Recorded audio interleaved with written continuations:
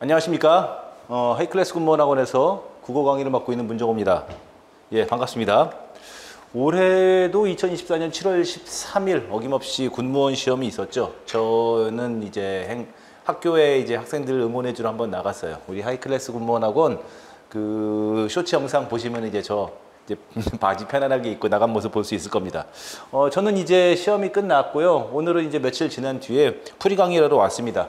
그래서 지금은 9급 그 다음에 7급 풀이하도록 할 테고요. 문제가 그렇게 어렵지 않았고 평이한 문제로 출제가 다 되었고 일반적인 문제로 뭐 논란이 있을 만한 문제가 전혀 없었기 때문에 이제 간단하게 풀이 중심으로 이어가 나갈 거예요. 근데 먼저 이제 전반적인 분석, 총평, 점검 이런 것들 먼저 간단하게 하고 그 다음에 풀이 들어가도록 하겠습니다. 먼저 우리 수험생들 참고하면 좋을 것은 우리 하이클래스 군무원학원 홈페이지에 보면은 제가 총평 올려놓았고요. 여기 총평 올려놓았고 그 다음에 이제 블로그에도 뭐 이제 간단하게 총평 같이 올려놓았으니까는 참고해 보시면 좋고요. 그 다음에 이제 해설지 어저께 해설지를 완성은 했는데 오늘이 이제 7월 19일인가요? 어제 해설지를 다 완성은 했는데 마지막에 최종적으로 검토 중에 있어요. 해설지도 완성이 모두 다 되는 순간 여기 하이클래스 군무원학원과 그 다음에 제 블로그에 모두 오픈을 할 테니 여러분들은 다운받아서 해설지도 보시면 되고 해설지에 모든 총평 다 있으니까 여러분들에게는 뭐 여러 가지 정보가 다 제공되어 있다 하시면은 되겠고 총평을 한번 하이클래스 군무원학원 홈페이지에 있는 총평을 한번 더 보고 오시면 좋은데 전체적인 이제 그 출제는 이렇게 되었다고 보여요. 참고로 25문제에 대해서 저는 이렇게 10개의 단원으로 묶어가지고 나눠가지고 여러분들 출제되었다고 분석을 했는데 뭐 PPT 화면이 하나만에 들어가야 되기 때문에 10개로 말했지만 원래는 한 20개 정도 세부 단원을 나눌 수가 있겠죠. 하지만 화면 때문에 그랬고 그 다음에 요 분석, 요 나눈 것은, 분류한 것은 이제 어떤 문제는 문학 문제인데도 불구하고 이제 다른 영역과 같이 겹치는 경우가 있거든요. 그래서 그 보는 사람의 입장에 따라서 얘는 문학이냐 비문학이냐 약간 나뉘는 부분이 있어요. 문제 풀이하다가 설명해 드리도록 할게요. 어쨌든 저는 이렇게 분류했으니까 이렇게 보시면 되는데 두드러질 만한 거 언제나 제가 말씀드립니다. 지금 오늘은 저는 9급 풀이를 하러 왔는데 9급하고 7급은 그 난이도 변별력의 차이가 없어요. 그렇기 때문에 수험생들 보면은 제가 7급 준비하는데 9급보다 훨씬 어렵나요? 막 이렇게 얘기하는데 그것은 잘못된 상황인 거고 그냥 9급은 9급대로 7급은 7급대로 여러분들 난이도 어렵고 쉽고의 차이도 하고 상관없이 그냥 여러분들은 준비하시면 됩니다. 올해는 9급보단 7급이 그래도 수험생 입장에서 체감적으로는 약간 좀 더 좀 어려운 경우가 보일 수 있지 않을까 이렇게 생각은 하지만 작년, 재작년은 또 그렇지 않았어요. 또 2021년 같은 경우에는 오히려 7급이 훨씬 더 쉽다는 느낌을 줄 때도 있긴 있었거든요. 그러니까는 뭐 수험생 중에서 저는 9급 준비할 건데 7급 국어 문제 풀어봐야 되나요? 전혀 상관없이 열심히 공부하시면 됩니다. 어쨌든 저는 9급을 이렇게 보았는데 올해는 9급하고 7급은 뭐 언제나 똑같이 분석하지만 같은 사람이 출제한 거로 보여요. 보면은 그 말을 쓰는 말 어투의 차이는 있겠지만은 같은 이렇게 곳에서 만들다 보니까는 똑같이 이제 보면 여기도 문법 여기도 한자성어 뭐 이런 것들이 공통적으로 나타내는 부분이 있거든요. 올해의 9급하고 7급의 두드러진 특징, 최근에 두드러진 특징이기도 해요. 최근 우리 군무원 국어시험에 두드러진 특징이기도 하고 최근 군무원 시험에 두드러진 특징을 떠나서 모든 공무원 시험에 두드러진 특징 중에 하나가 비문학의 중요성. 비문학은 언제나 중요하니까는 수험생들 중에서 뭐 지금 이 영상을 보는 사람들은 대체적으로 내년 2025년을 준비하는 수험생 아니겠습니까? 비문학 공부는 시작부터 마지막까지 끝까지 준비하셔야 되겠고 뭐 어쨌든 제 얘기를 한번 하면은 제가 마지막에 파이널 강의하면서 마지막에 종강할 때까지도 얘기했어요. 선생님 저 시험장에 뭐 갖고 가야 되나요? 라고 할 때 뭐 당신들이 만약에 정리한 그런 정리 페이퍼가 있으면은 가져가서 공부하시고 그래도 시험장 가가지고 마음을 좀 편히 다스리고 할 때는 비문학 문제가 좋지 않겠냐. 시험장 가서 시험 보기 한 30분, 20분 전까지도 비문학 문제를 좀 풀고 가는 게 좀 이렇게 문제 워밍업 하는 데도 도움이 될 거다. 어쨌든 비문학이 중요해요. 그리고 어려운 문제에 있어서도 9급하고 7급이 동일하게 비문학 문제가 끼어 있던 것도 독특한 특징이기도 합니다. 뭐 문법 자체는 좁다고 볼 수 있지만 문법, 그 다음에 어문 규정, 그 다음에 어법까지 포함하면 역시 뭐 군무원 시험에서 문법의 비중은 언제나 중요하다. 뭐 타직렬 시험하고 군무원 국어 시험하고 비교하면은 군무원은 압도적으로 문법을 많이 출제를 해요. 하지만은 옛날부터 지금까지 군무원 국어 시험의 문법 비중을 생각한다면 이번에는 골고루 출제했던 것도 좀 볼 수가 있습니다. 그리고 이번에 9급은 그냥 문학을 4문제만 냈는데 7급에서는 좀 문학 문제를 좀 출제 비율을 높였어요. 이따가 뒤에서 얘기하겠지만은 이제 문학 같은 경우는 문학 작품을 읽고 감상하는 능력에다 초점을 둔 것은 당연히 맞는 말이지만 그 외에 문학사적 지식, 그 다음에 문학의 일반 이론에 대한 그런 지식들도 다양하게 갖출 수 있어야 돼요. 그 외에 좀 어려운 어휘, 뭐 틀리라고 낸 문제지만, 그리고 쉬웠어요. 이번에는 쉬웠지만 한자 도금 문제, 그리고 한자 성어 9급은 쉬웠고 7급이 좀 어려웠죠. 이런 것들을 골고루 출제했어요. 뭐 한마디로 평한다면은 이번에 9급 시험은 상당히 골고루 출제했다. 7급도 마찬가지다. 고전 문법 이번에 출제 안 했고 뭐 이런 것들을 얘기할 수 있죠. 그래서 전체적인 평을 좀 이 정도 저는 개인적으로 제가 강사로서 국어 오랫동안 가르친 강사로서 제가 한번 평을 한다면은 문제의 수준 자체는 그렇게 어렵지 않았어요. 뭐 이번 시험 놓고 어쨌든 저는 뭐 그래도 사교육 강사니까 시험이 끝난 다음에 각종 커뮤니티 이런 데 들어가서 수험생들이 어떻게 점수를 맞았고 그 다음에 어떻게 풀었고 이렇게 다양하게 살핍니다. 뭐 인터넷 카페에서 이렇게 글 보는 거죠.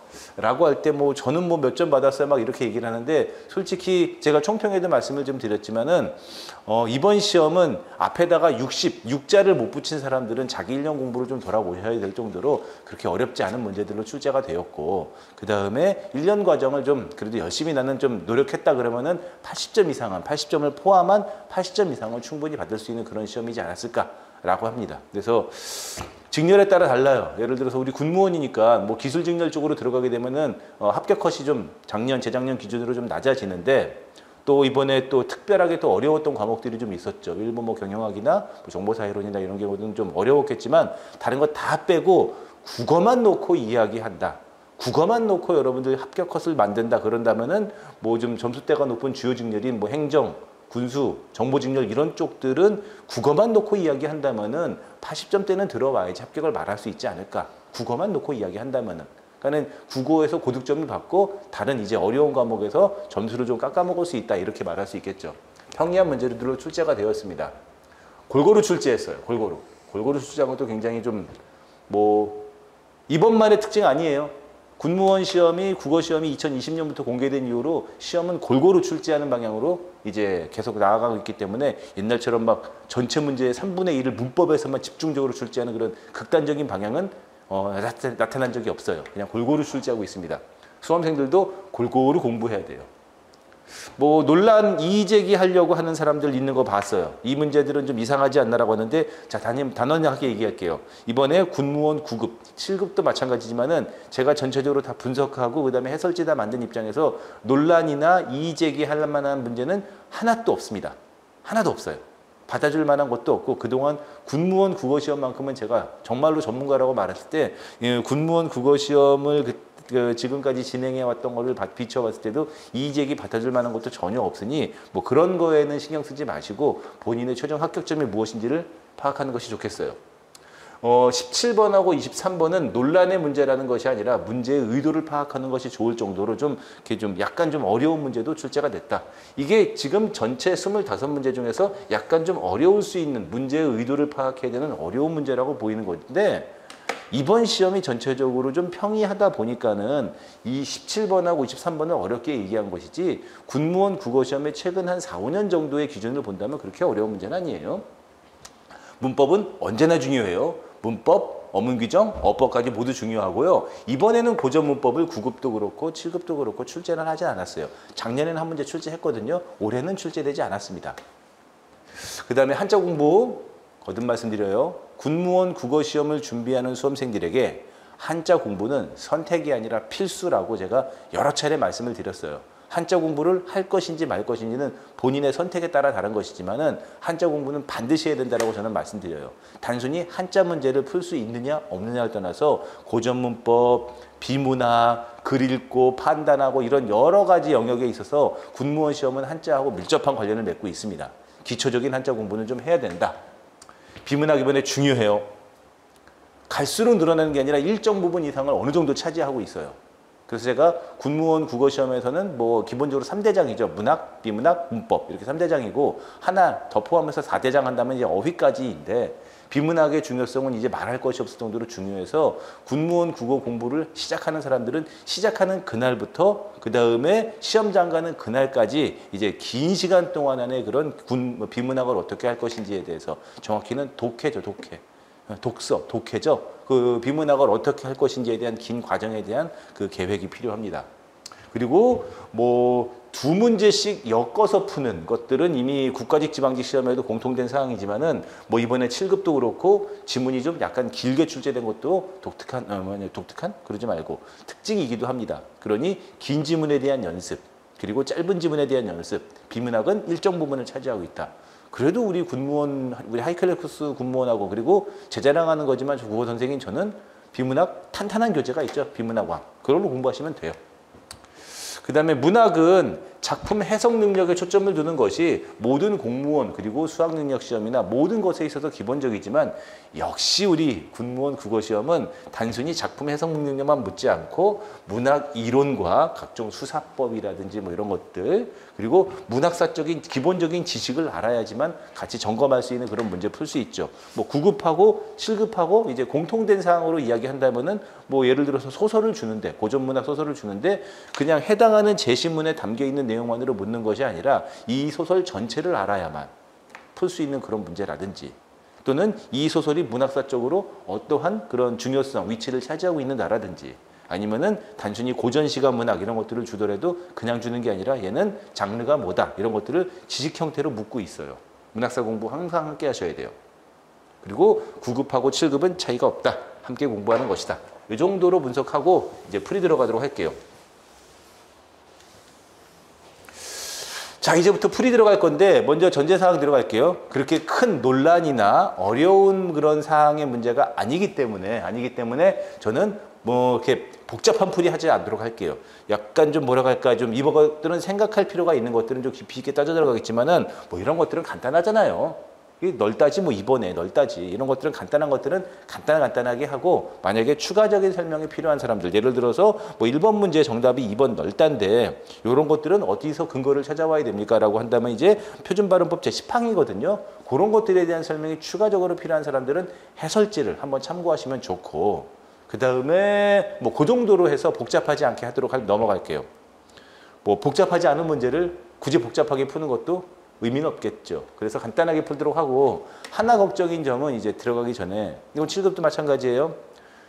보통 이 풀이 강의를 보는 사람들은 내년 시험을 준비하거나 아니면 다음 시험을 준비하는 사람들이 보통 풀이 강의를 봐요. 이번 시험 본 사람들은 이거 잘 안 보죠. 그런 사람들을 위해서 드리는 말씀은 이제 저는 아직 밑바탕 기본적인 지식이나 공부가 없는데 이거 이해 못하면 어떡하죠? 그런 것에 대한 어려움이 있을 수가 있어요. 그런 사람들도 좀 참고 풀이 강의를 끝까지 한번 보시고 그 다음에 내년 시험 보기 전에 한 봄쯤에 다시 봐야죠. 그러면 옛날에는 보이지 않고 이해되지 않았던 것들이 한 5개월 공부하고 나니까 이해가 잘 되네. 이렇게 자기의 수준을 점검하는 데도 도움이 될 겁니다. 자, 1번부터 들어가도록 할게요. 다음 중 발음의 표시가 가장 적절한 것은 표준 발음법이죠. 뭐 어문 규정은 골고루 출제하고 있어요. 뭐 군무원 국어시험에서는 어문 규정을 골고루 출제하고 있습니다. 한번 읊어볼까요? 기본적으로 어문 규정이라고 하면 1번 맞춤법, 2번 표준어. 그치? 표준어 여부죠. 유무죠. 그 다음에 세 번째 뭐 있어요? 띄어쓰기. 그 다음에 네 번째가 이렇게 표준 발음법. 그리고 외래어 표기법, 로마자 표기법. 외래어 표기, 로마자 표기는 하나로 봅시다. 그리고 문장보호 사용법 해가지고 한 6개 정도로 나눌 수가 있는데 이번에는 뭐 9급하고 7급 모두 공통으로 문장보호 사용법에 대해서는 출제하지 않았지만 그 외에 나머지 영역은 다 골고루 출제를 했어요. 그리고 어렵지 않죠? 어렵지 않죠? 이번에 널따예요. 표준발음법 제10항에서 얘기하고 있죠? 그래서 보면은 뭐 기역, 니은, 니을, 비읍으로 발음하도록 얘가 넓다가 아니라 널따로 발음하도록 규정하고 있고요. 그 다음에 1번은 이쁘게 쓰자. 1번은 른으로 발음하고 그 다음에 2번은 국외음화 수가 없죠. 트로 정말 많이 했죠. 이 밤의 끝을 잡고지 이 밤의 끝을 잡을 수가 없다 그랬어요.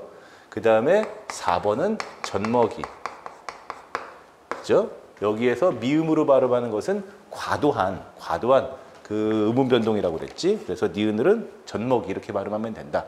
뭐 이런 것들에 대한 구체적인 세부 어문 규정 사항이 있는데 그런 것들은 해설지를 통해서 파악하시면 되고 상식적으로 생각해도 누가 눈으로 발음합니까?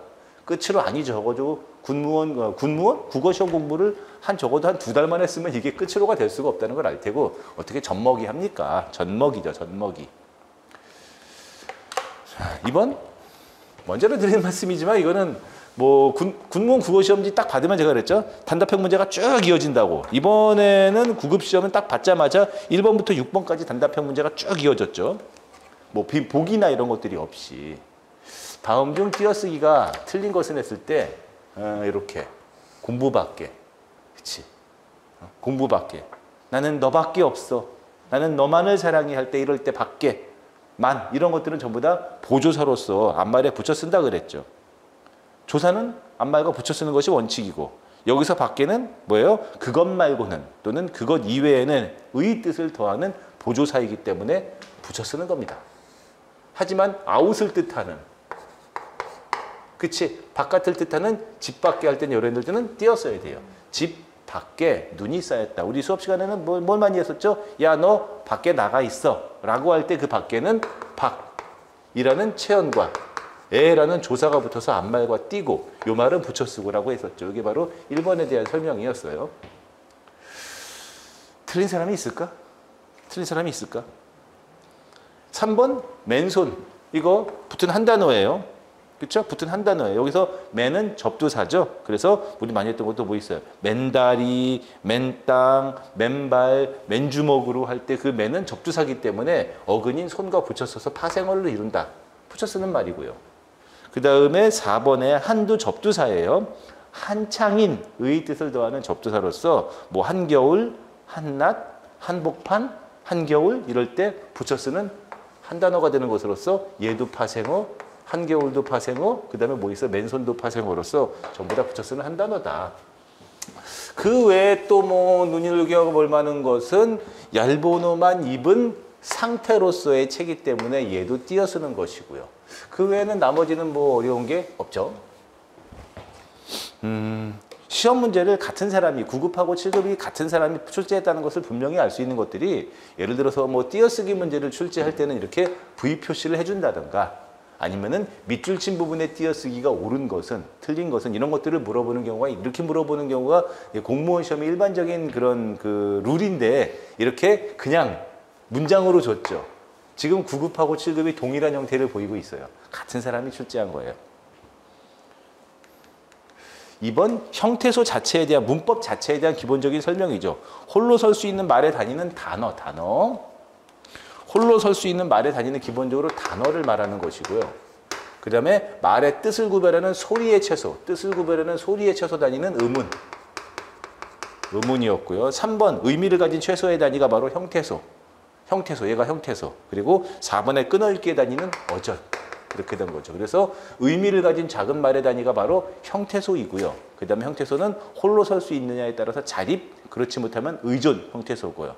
그 다음에 실질적인 의미를 가졌느냐, 그렇지 못하느냐에 따라서 실질 형태소, 형식 형태소 이렇게 나뉘는 것이죠. 형식 형태소는 다른 말로 문법 형태소라고도 말을 합니다. 아주 기본적인 문제예요.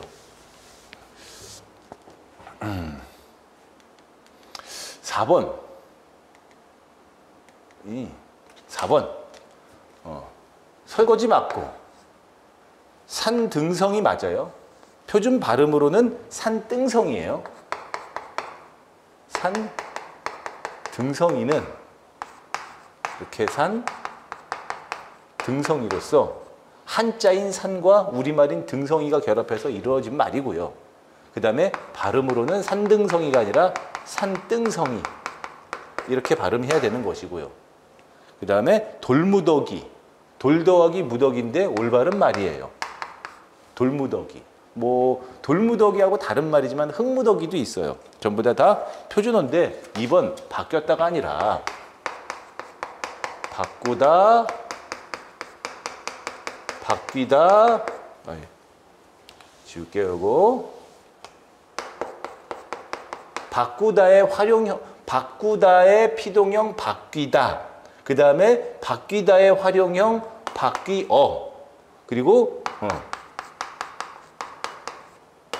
바뀌었다로 활용해야 되는 것이죠. 나 바뀌었어. 바뀌어. 또는 바뀌었다. 바뀌었어. 이런 식으로 활용하는 것은 전부 다 잘못된 표기인데 뭐라고 하는 건 없지만 설마 지금 적어도 공무원 국어시험, 특히나 군무원 국어시험에서 맞춤법 표준어는 굉장히 중요한데 적어도 두세 달 공부했다면 이걸 틀린 사람이 꽤 많더라고요. 좀 이해가 안 돼요. 사귀다, 사귀어. 아이고야. 사귀었다로 가야 되지. 사귀었다. 야, 걔랑 영이랑 철수랑 사겨? 사귀었니? 사귀었다라고 하는 것은 전부 다 잘못된 표기죠. 해설제도 넣어놨지만 뭐 이런 거를 틀렸다고 하는 사람들을 시험 끝나고 나서 이제 커뮤니티 카페에서 굉장히 의외로 많이 봤어요. 특히나 저는 사투리 방언을 잘 쓰지 못하는데 이제 남쪽 지방, 경상도 쪽 지방 사람들은 이제 바뀌었다, 사귀었다 이렇게 말하는 것이 당연한 거라고 알고 있나 보더라고요. 이쪽 공부를 조금이라도 했다면은 아주 기초적인 맞춤법 표준어에 그런 해당하는 문제이기 때문에 이런 것들은 두 번 언급하고 싶진 않아요. 5번 너무 쉽죠. 깨끗이. 깨끗하다. 시옷 뒤에 하다가 붙는 경우에는 반드시 깨끗이에 이로 간다. 가득히, 고스란히, 그 다음에 조용히 이렇게 되는 거죠. 그래서 깨끗 이루 가는 것이 맞다. 비슷하게 이루 가는 경우 곰이, 그 다음에 버젓이, 생긋이들이 전부 다 이루 설명이 되는 것들이다라고 했죠. 그래서 우리 뭐 많이 했잖아. 이루 가냐, 희루 가냐, 지루 가냐, 치루 가냐, 그 다음에 도록으로 가냐, 토록으로 가냐. 굉장히 많이 공부했던 거라서 뭐 이제 5번까지가 1번부터 5번까지가 물론 이제 3번 문제 같은 경우는 문법 문제고 1번도 문법 문제가지만 1번부터 5번까지는 아주 단순한 그런 간단한 문법적 지식으로 그냥 풀 수 있는 거라서 여기 뭐 1번부터 5번까지 가는데 보통 우리가 한 문제당 1분이라고 보는데 그 좀 공부가 좀 어느 정도 된 사람들이라면은 1번부터 5번까지 가는데 한 1분 안에 끝났을 거라. 네, 1분 안에 끝났을 거라고 생각이 들어요. 그러니 많이 뭐 얘기하는 것들이 빈문학 막 이런 거 나오면 시간 모자란데 어떡해요? 실제로 시험장에서 공부가 어느 정도 좀 준비가 된 사람들은 그렇게 생각하지 않아요. 이런 단답형 문제들은 빨리빨리 답이 나오니까. 자, 6번 다음 문장 중 아주 고맙게도 문제의 그런 단서를 다 주었어요. 문장 성분 간의 호응을 맞추라. 이거 어법 문제죠. 어법 문제인데 어법도 뭐 문장 성분 간의 호응도 있고 중의성도 있고 성분 생략도 있고 여러 가지가 어법의 문제이기도 해요. 어법 문제는 여러 가지를 좀 포함하는 것이긴 한데 아예 대놓고 문장 성분 간의 호응이란 말을 줬기 때문에 우리 입장에서는 고맙죠. 자, 오늘은 잔디밭에서 책과 그림을 그리는 것은 맞지만 이거 좀 지우고 갑시다. 그림을 그리는 것은 맞지만 책을 그릴 수는 없죠. 책과 호응하는 성분이 생략됐어요. 책과 호응하는 성분이 생략됐기 때문에 정확히는 오늘은 잔디밭에서 책을 읽고 그 다음에 그림을 그렸다. 이렇게 해야지 책이라는 말과 호응되는 말을 넣어준 것이죠. 그 다음에 2번 모름지기 부사예요. 모름지기 부사죠. 부사. 모름지기라는 말은 모름지기 뭐뭐 해야 한다, 뭐뭐어야 한다, 뭐뭐야 한다 이런 식으로 뭐뭐 한다라는 말과 호응하기 때문에 사람은 모름지기 욕심을 다스릴 줄 알아야 한다. 알아야 한다. 알아야 한다. 됐고 3번은 잘 됐으니까 넘어갈게요. 그 다음에 4번에 초보자 치고는 할 때 뭐뭐 치고 이런 말 보조사죠. 보조사. 뭐 는도 보조사지만 그녀는 초보치고는 할 때 치고는 보조사예요. 이런 보조사인 치고 뒤에는 긍정하는 말과 어울리기 때문에 그녀는 초보치고 운전을 잘한다. 이렇게 긍정문하고 호응해야 되겠죠. 긍정하고. 부정하고 호응할 수가 없습니다. 초보치고 뭐뭐 잘한다. 이렇게 호응하는 말이 긍정이어야 되죠. 정답은 3번이고 뭐 여기까지도 이렇게 어렵지 않게 이제 평이하게 풀 수 있어서 기억을 하지만 이제 시험 문제 공개된 걸 이제 봐서 기억을 하지만은 이제 앞면에 이렇게 단답형 문제들이 첫 페이지에 쫙 깔려 있었거든요. 후다다닥 답을 해야죠. 6번까지. 시간 줄여야죠. 이런 곳에서 약간 시간을 오래 들이는 것 자체가 잘못된 거죠. 자, 7번. 뭐 어느 직렬 시험이나 우리 공무원도 그렇고 이렇게 보기에다가 간단한 뭔가를 설명해 준 다음에 그에 부합하는 사례를 골라라.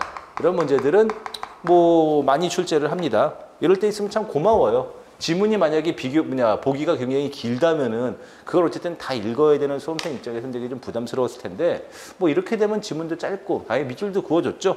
중의성 찾으란 얘기예요. 중의성 문장. 그치, 중의성. 하지만은 하나 더 있어야 돼요. 그냥 단순히 중의성이 아니라 비교구문 중의성이죠. 비교구문 중의성.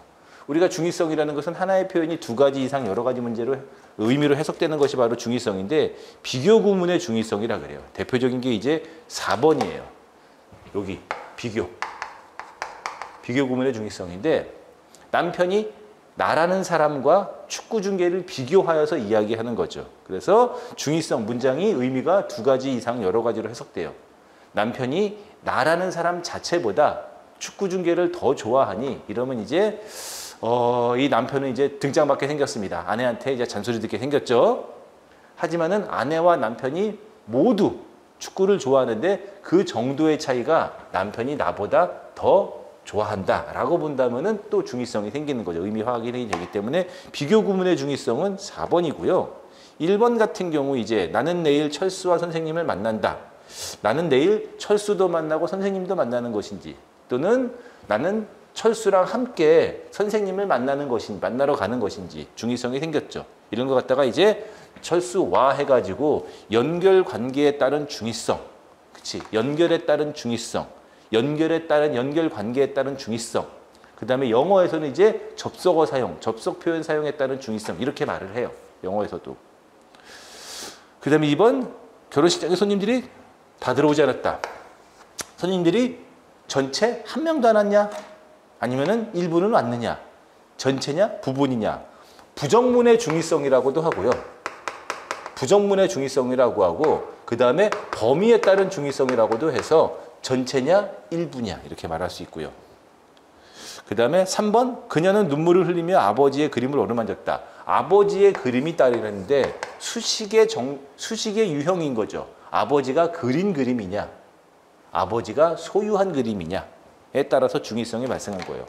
비교 구문의 중의성은 4번밖에 없고 모두 중의성은 있다. 하지만은 비교 구문의 중의성은 4번밖에 없다. 그렇죠?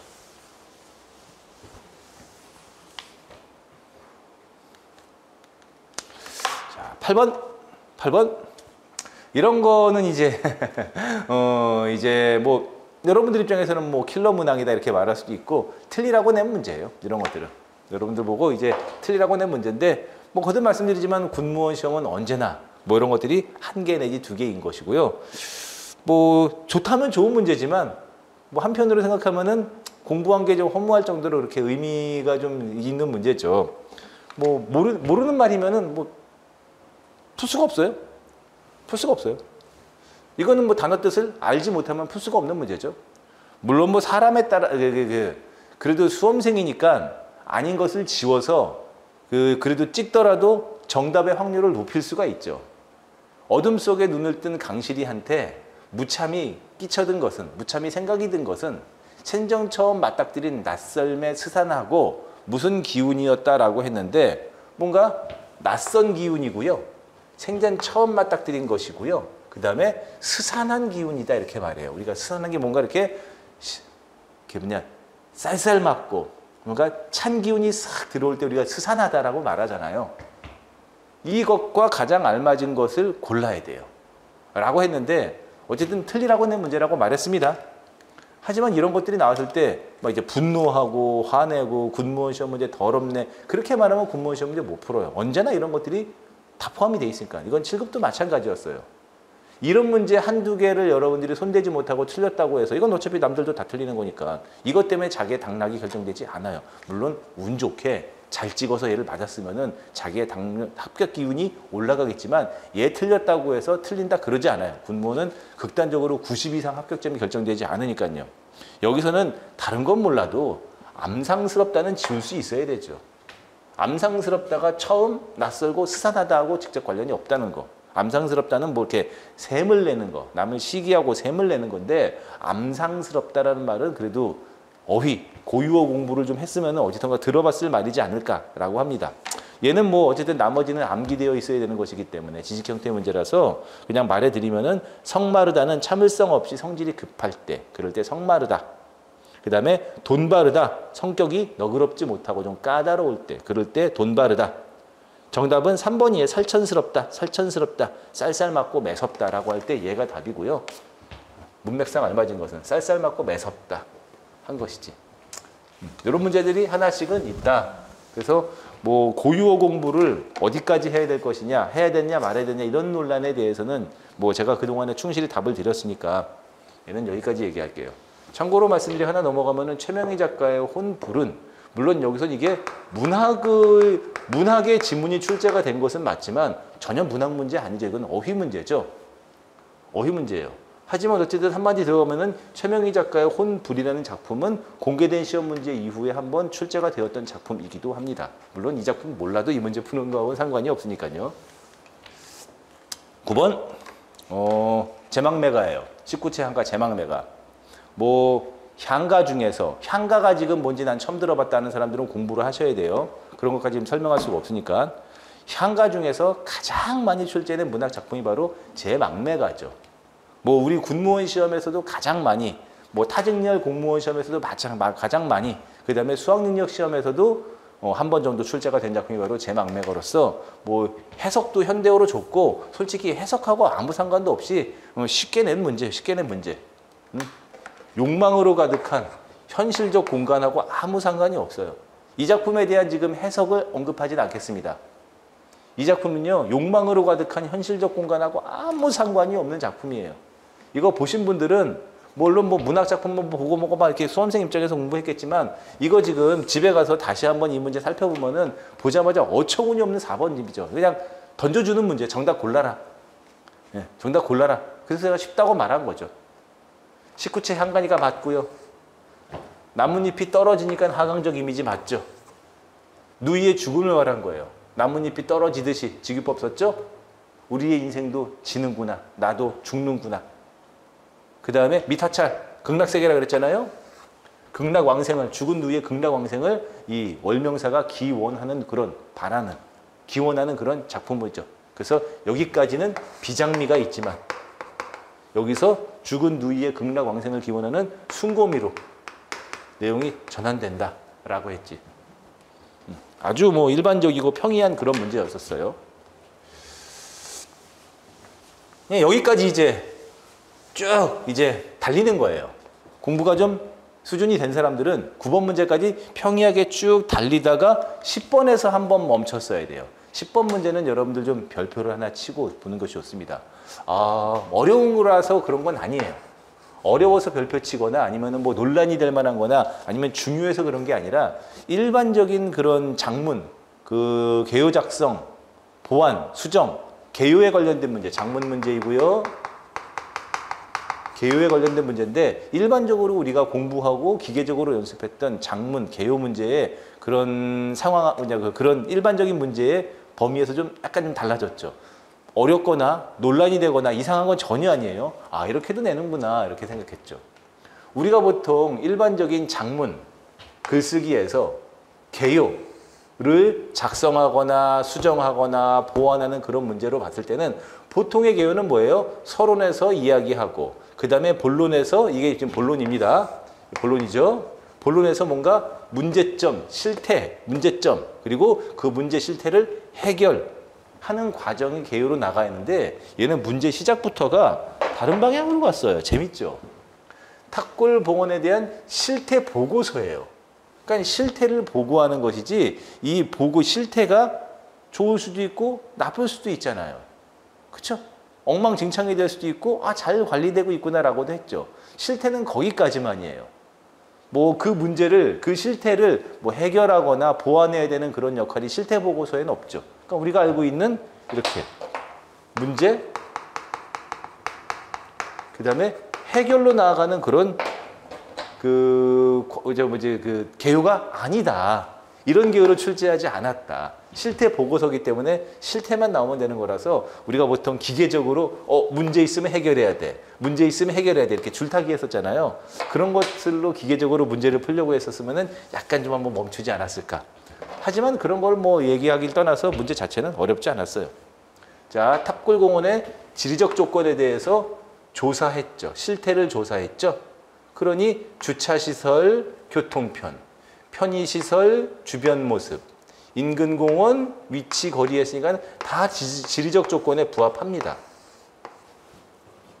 그 다음에 탑골공원의 이용객, 이용하는 사람들의 실태에 대해서 조사한 거예요. 그랬더니 그 이용객의 연령대를 분석했고요. 그 다음에 뭐 있어? 그 사람들이 선호하는, 이용객이 선호하는 공원 시설에 대해서도 말했는데 노약자를 위한 시설관리 대책을 마련하는 것은 이거는 뭐예요? 대안, 뭐 문제 해결 방안인 거죠. 이용객의 실태하고 관련이 없어요. 그치? 없어요. 정답은 4번이고 뭐 문제 자체는 어렵거나 뭐 난해하거나 그런 문제가 전혀 아닌데 우리가 일반적으로 알고 있는 그런 개요 문제하고는 좀 달리 출제를 했다. 문제를 만들기 위해서 되게 머리를 많이 썼냐? 또 그래 보이지는 않지만 어쨌든 좀 눈여겨볼 만한 문제이긴 하다. 이제 나중에 여러분들 저는 보통 그 7월, 8월 이럴 때 이제 개강을 하고 군무원 이제 정규 강의 개강을 하고 보통 기출풀이가 이제 그 다음 해에 이제 꽃피는 봄이 올 때쯤에 이제 기출풀이 하는데 이 문제는 좀 몇 번 많이 언급을 해야 되겠습니다. 자, 11번 봅시다. 비문학으로서 해당하는 지문의 내용에 접속하는 말, 그치? 중간에 연결어들 이런 것들 찾아주는 것으로서 우리는 이런 거 갖다가 응집성이라고 그랬죠. 응집성이라고 그랬죠. 그냥 읽어내려가면서 어떤 말을 여기다 넣어줘야 될지 자연스러운 것을 찾아보자 그런 거예요. 이거 다 읽으면 너무 힘드니까 좀 읽어내려갈 텐데 이거 어쨌든 비문학 문제예요. 연결하는 말들, 그래서 지시하는 지시 표현, 연결하는 말, 연결 표현 이런 것들을 올바로 파악하면서 읽는 것이 비문학에서 응집성을 갖추는 것이고요. 그 다음에 여기에 있는 이 지문의 내용은요. 언어예절이죠. 언어예절. 우리 언어예절. 그 기본서에 들어있는 언어예절. 화법에서 언어예절을 갖다가 소재로 삼았어요. 비슷한 나이의 동료끼리 말을 주고받을 때 홍길동 씨 격리과에 전화했어요. 이 과정 거래처에 다녀봤어요.처럼 해요체를 주는 것이 일반적인데 그런데 같은 동료를 하더라도 상대방의 나이가 위거나 공식적인 자리에서는 합소체를 쓰라고. 그래서 어떻게? 홍길동 씨 격리과에 전화했습니까? 합소체. 전화했어요? 해요체. 앞에 있는 내용과 내용을 달리 가고 있기 때문에 그리고가 아니라 그러나가 맞죠. 그러나는 뭐예요? 반대, 내용이 역접, 반대로 가는 것이니까.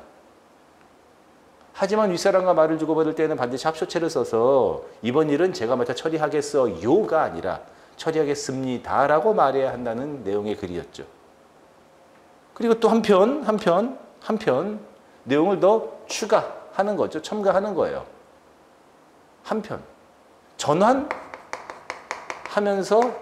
추가하는 거죠. 내용을. 집에서는 어떠냐. 집에서의 내용으로 전환하면서도 앞에서에 있는 내용처럼 높임 표현을 어떻게 쓸 것인가를 내용을 추가하고 있죠. 그래서 한 편이 맞아요. 뭐 이건 근데 둘 다 한 편이니까 시험 문제 쉽게 간 거예요. 여기서 기억 1번하고 2번 중에서 이미 답을 골라야 된다라고 여기까지 읽었으면 분명히 답이 나왔는데 한 편 말고 뭐 이렇게 또는 이런 것만 나와도 뭐 어차피 같은 표현이지만 일단 어려워지긴 하는데 쉽게 출제하려고 작정을 했죠. 직장에서는 사정이 조금 더 다르다. 아무리 자신보다 아랫사람이라 하더라도 가족관계에서만 달리 어느 정도 높게 대우해 주어야 해요. 그래서 과장이 자신의 부하 직원에게 말을 할 때는 홍길동 씨 계획서 좀 빨리 작성해줘요 라고 말할 수 있죠. 그냥 내용을 순접으로 이어나가는 그리고가 안 되죠.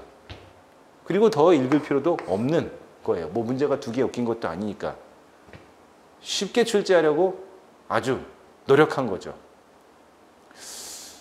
글쎄요.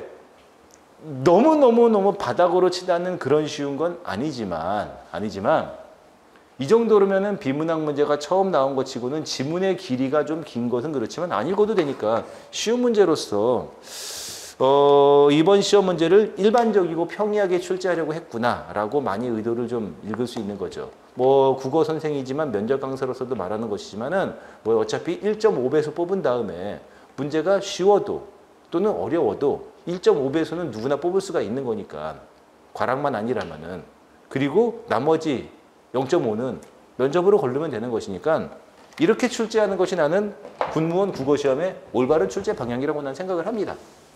아까처럼 지식 형태의 어려운 것도 들어 있으니까. 자, 한자 도금 찾기 문제예요. 한자 도금. 한자를 읽을 수 있느냐. 한자 한자어를 올바로 읽어서 올바르게 도금을 찾아 읽을 수가 있겠느냐라고의 문제지만은 어렵습니까? 한번 물어봐야 돼요. 만약에 수험생 중에서 와 이렇게 한자 문제는 나올 때마다 정말 손이 덜덜 떨려요라고 하는데 이 문제를 놓고 그렇게 얘기한다면은 그거는 좀 문제가 있고요. 이거 지금 정답을 찾는 것으로서의 그런 수준이라면은 한자 수준 치고는 상당히 좀 낮은 수준이에요. 쉽게 내려고 작정했죠. 읽어봅시다. 우리는 어떤 행위가 이제는 행위자의 행위를 하는 사람, 행위자의 자유의사가 아니라 자유의지. 요거 뜻짓자. 삼국지 할 때도 이거 쓰죠.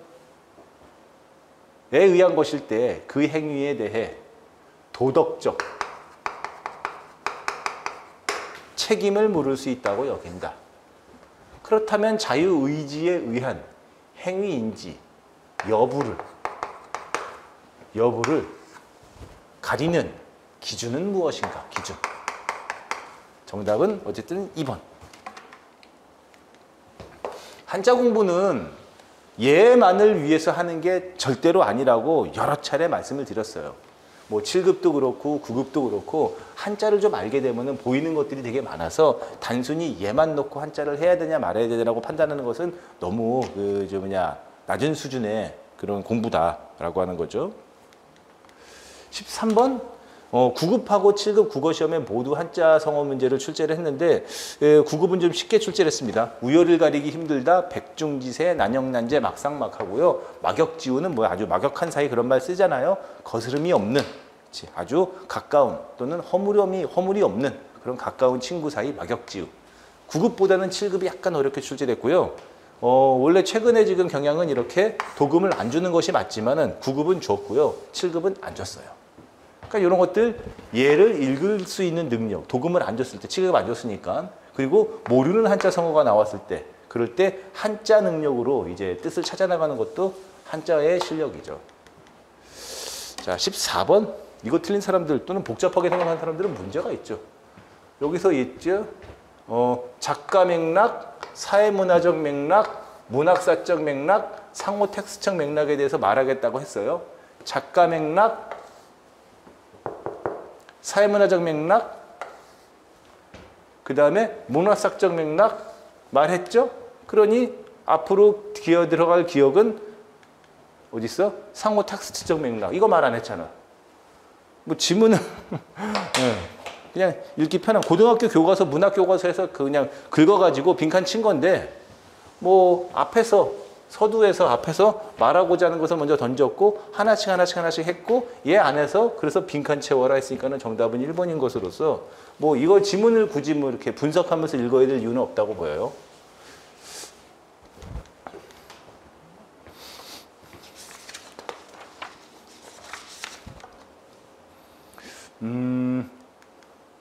양면성이죠, 양면성.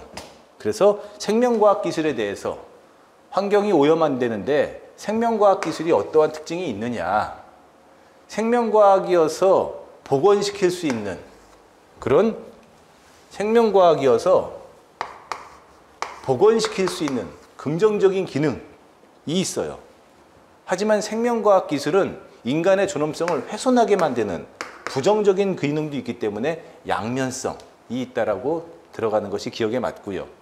뭐 합리적이냐 합리성, 시작과 끝이 연결이 그 하나에서 벗어나지 않느냐 일관성. 개연성이라는 말은 문학에서 많이 썼죠. 그럴듯함. 인과성이 보장되기 때문에 그럴듯함을 갖다 개연성이라고 했는데 여기서는 3번의 양면성이었어요.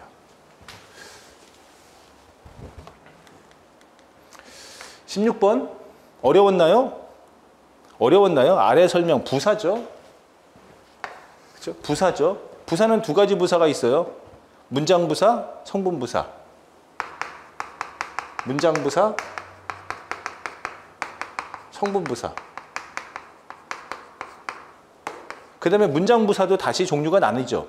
뭐가 있냐면은 양태부사. 그 다음에 뭐 있습니까? 접속부사. 그리고 그러한 왜냐하면 이런 것들. 접속부사. 그리고 파생부사. 이렇게 세 가지로 나누는데 여기서는 양태부사에 대한 설명을 지금 보기가 하고 있거든요. 양태부사는 어쨌든 문장부사이기 때문에 문장 전체를 꾸며주는 것이고요. 그 다음에 말하는 사람의 심리적인 태도, 심리적인 측면을 드러내는 게 바로 양태부사인데 뭐 그런 거 몰라도 돼요.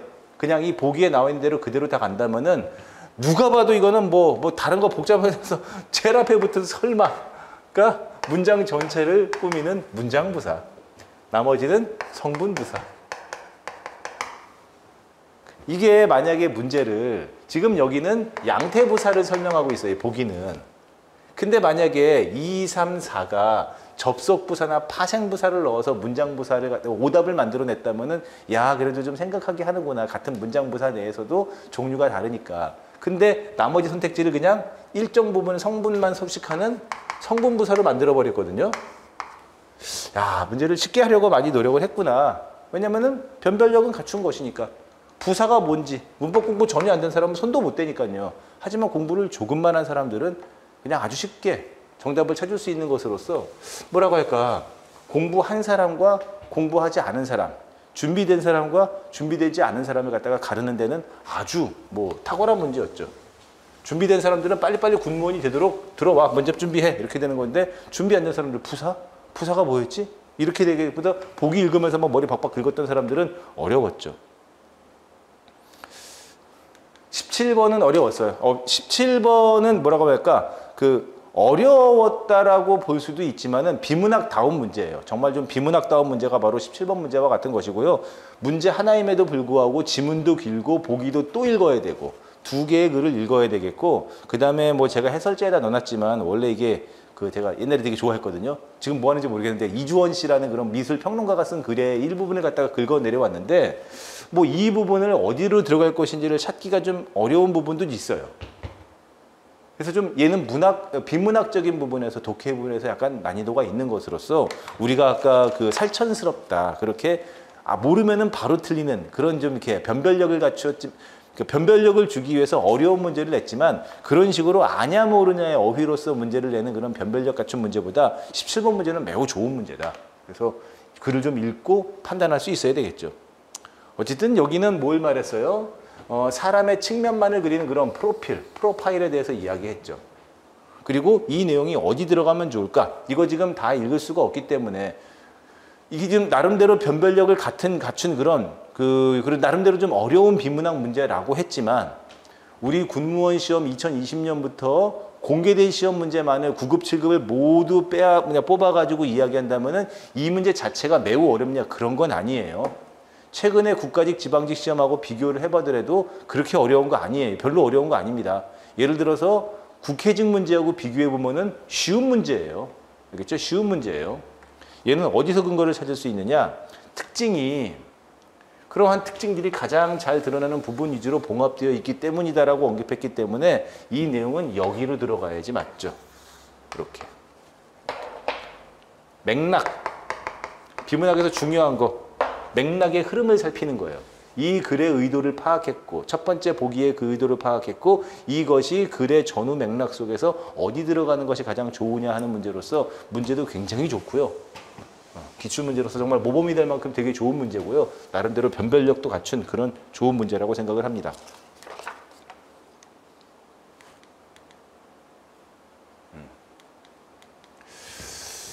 박완서 작가의 소설 그만 턴싱하는 누가 다 먹었을까?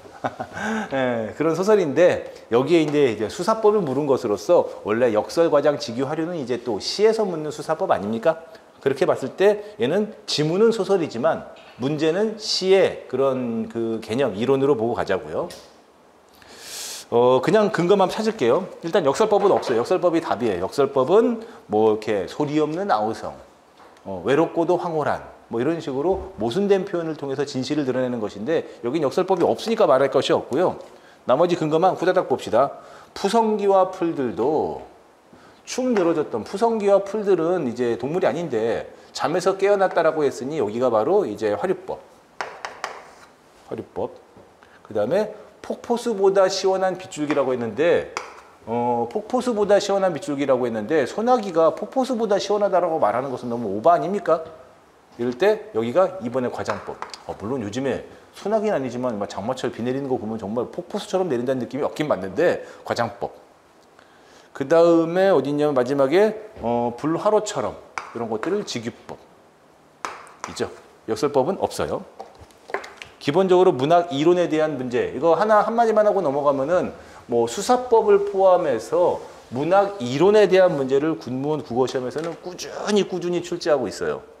항상 얘기하지만 문학은 세 가지 관점이죠. 첫 번째, 문학 이론을 바탕으로 뭐 수사법 또는 감상의 관점, 미의식 이런 것들에 대한 기본적인 이론이 있어야 되겠고, 두 번째, 문학사. 아까 향가 모르면 틀렸잖아.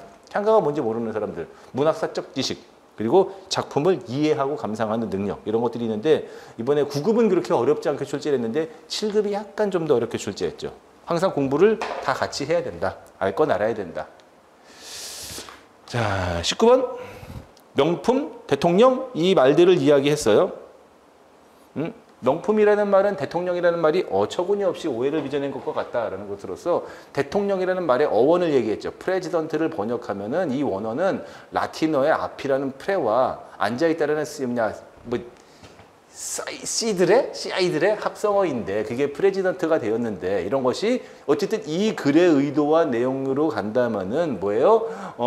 국가 문제 통치권 큰 명령을 내는 것으로 번역되고 있는데 이것이 좀 이렇게 번역상의 잘못된 결과를 만들어냈다 이런 것이죠. 마찬가지로 돈만 되면 달려드는 상업주의 장사꾼들에 의해서 그 명품 이런 말들이 이제 생겨난 것인데 전부 다 이게 상업주의적인 측면에서 명품이라는 말이 만들어진 것이고, 그리고 에코는 기호학을 정의하면서 거짓말을 하기 위해서 사용될 수 있는 모든 것을 연구하는 학문 분야라고 하였나 보다라고 했죠. 그러니 에코의 말은 과장된 것이 맞고요. 명품이라는 말은 잘못된 번역어다. 명품이라는 말 자체의 번역에 대해서 말하지 않았고요. 여기서 잘못된 번역어다라고 굳이 말할 수 있는 것은 프레지던트에 대한 것이고, 명품이라는 용어, 말 자체를 잘못된 번역어이다라고 언급하지 않았어요. 일부 기업과 언론의 행태를 비판했죠. 돈만 되면 달려드는 것. 그리고 비교했죠. 뭐 명품과 대통령을 비교했으니까.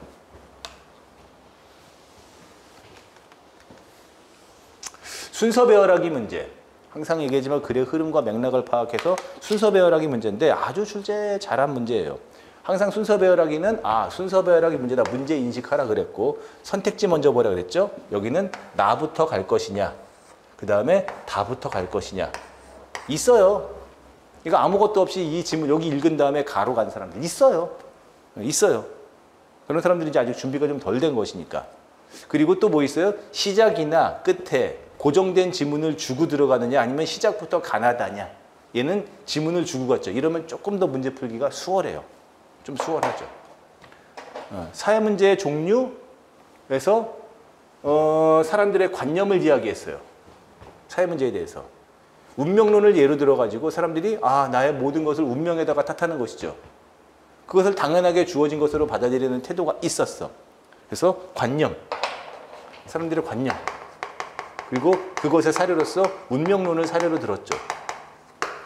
자, 그런 다음에 무엇이 이루어질 것이냐. 얘는 안 되니까 나부터 이어질 것이냐 다부터 이어질 것이냐 했을 때 이거 지금 보면 여기하고 그 다음에 이어질 수 있는 것을 제가 진짜 모든 차포 다 띄고 그냥 있는 대로만 생각해 봤을 때 나로 이어질 수도 있고 다로 이어질 수도 있더라고요. 나로, 그러니까 이거 다음에 나로 갈 수도 있고 다로 갈 수도 있다고 생각이 들더라고요. 정말 온전히 수험생의 입장에서.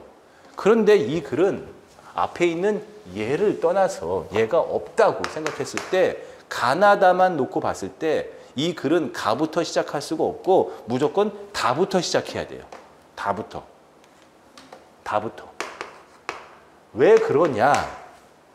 운명론이 지배하는 사회에서는 사람들이 고통을 겪게 되고 그것이 사회적 통제, 불평등의 결과를 만들어내고 그들 개개인의 탓으로 돌리고 가난한 나라도 구제할 수 없다는 그런 운명론으로 인한 고통. 운명론은 문제가 있어. 운명론은 사람들을 갖다가 고통을 주게 되는 거야. 사람들을 통제하게 되고 불평등의 결과를 만들어내는 거에 대해서 문제 삼지 못하게 만들어야 된다고. 다가 만들어지고 그 다음에 이러한 상황. 이 가에서 말한 운명론이 고통을 주는 이러한 상황을 사람들이 사회문제의 관념으로 발전하기 어렵다는 문제의 심화로 들어가게 되죠. 그래서 그것으로 인해서 기존 질서 유지가 가장 중요한 관심사가 되게 되고 사회문제가 떠오른다는 무조건 다 다음에 나가 와야 돼. 여기에서 나로 갈 수도 있고 다로 갈 수도 있지만은 다 다음에 나로 가야 돼.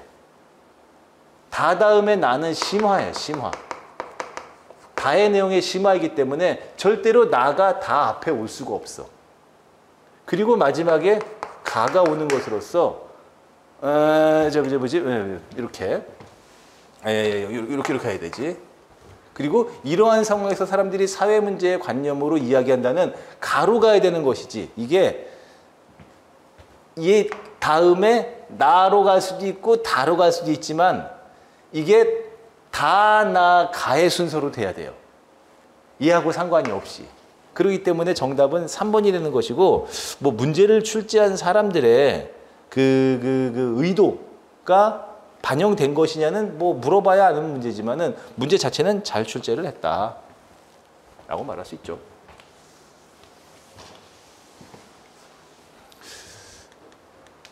그 다음에 뭐 보자마자 아마 5초 안에 끝내지 않았습니까? 메시지.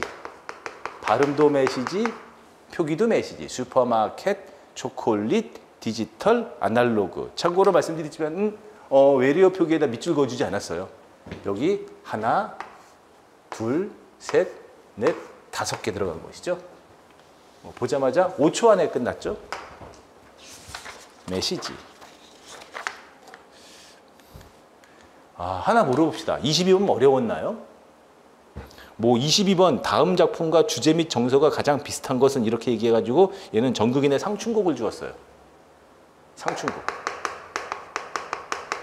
가사문학. 최초의 가사문학. 정극인 작가. 정극인의 상춘곡이 있고요.